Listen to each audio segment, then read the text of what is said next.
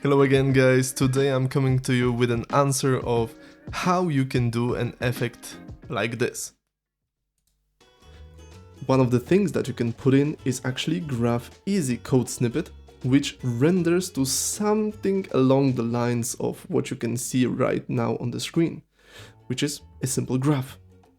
So the whole idea is how to do this blurriness of everything else apart from the one thing that you want to draw the attention to. I do that actually in DaVinci Resolve. Let's take a look at the example.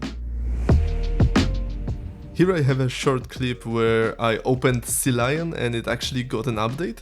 Let's bring the viewer attention to the actual part where Rust plugin update is. I do that in Fusion. First I grab the blur, and then on that blur we actually see a little arrow pointing towards it from the top. So we can actually use here a shape. So let's use the rectangle. As you can see, the rectangle by default will actually just work inside of it, so the blur will be applied inside of the rectangle. So to invert that, we just have to hit invert. Nice. Here I've got quite aggressive blur size, and in DaVinci Resolve you can hit that little diamond icon to insert the keyframe. And let's do that.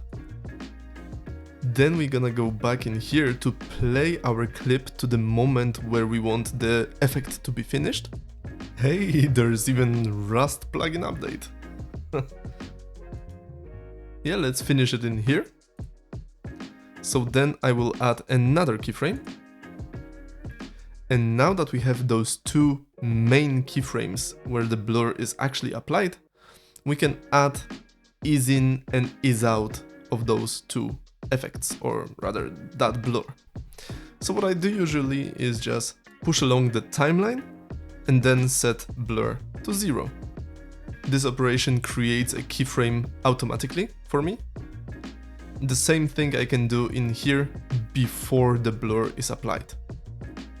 Now if we take a look at the whole thing, it looks like this. Hey, there's even Rust plugin update. Here we go.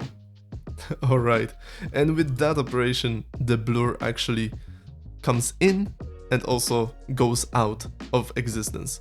That's the whole effect. Thanks guys, hope this was useful, and as always we can do better as a pack. Bye!